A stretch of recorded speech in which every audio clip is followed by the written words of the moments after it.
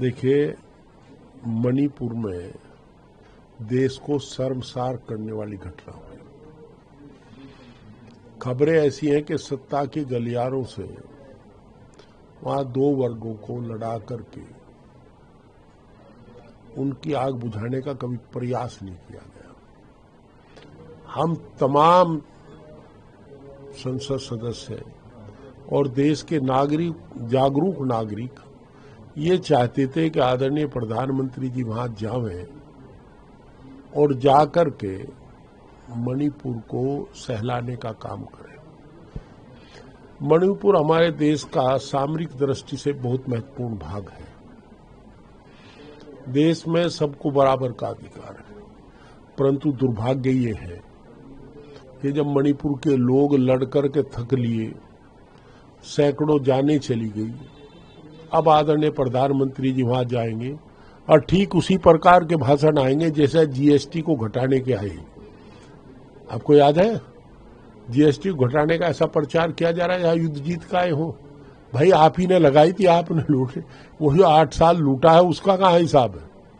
तो अब आदरणीय प्रधानमंत्री जाएंगे, चलिए, वो देश के सम्मानित प्रधानमंत्री कहीं भी जा सकते हैं, पर अच्छा होता अगर उस समय जब जरूरत थी, पूरा देश देख रहा था, उस समय चले जाते तो शायद वो घटना जिसने मानवता शर्मसार हुई और देश को सारी दुनिया में शर्मिंदा होना पड़ा, महिलाओं के साथ वो अभद्र व्यवहार ना होता।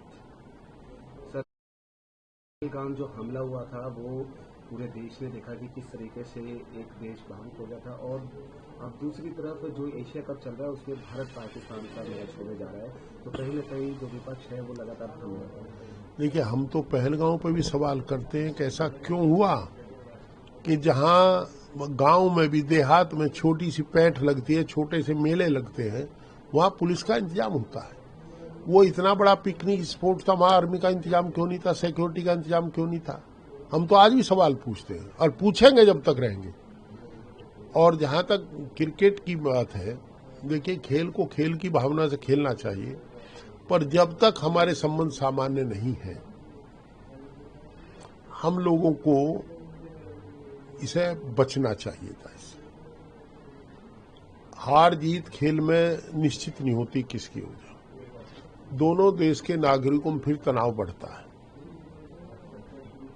तो अवॉइड करना चाहिए था।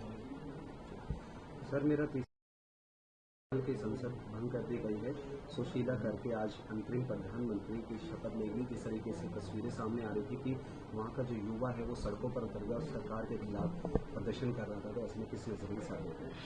देखिए, अति हर चीज की बुरी होती है। नेपाल की घटना से नेपाल के पड़ोसी देशों को भी सबक लेना चाहिए, और ये कुदरत का कानून है, जब ज्यादा दबाव दोगे तो रिएक्शन होगी। नेपाल में रिएक्शन हुई जब युवा और नेपाल का नागरिक सड़क पर आया, तो उसके बाद उनकी भावनाओं कदर करते हुए प्रधानमंत्री जी ने इस्तीफा दिया नेपाल के, और अंतरिम प्रधानमंत्री की व्यवस्था की गई। अब घटनाएं मेरे उसमें, ये तो उनका आंतरिक मामला है नेपाल का, परंतु सभी देशों को उससे शिक्षा लेनी चाहिए कि देश के नागरिकों को सीमा से अधिक नहीं दबाना चाहिए, उनका शोषण ज्यादा नहीं करना चाहिए। अति हर चीज की खराब होती है, नहीं तो रिएक्शन होती है।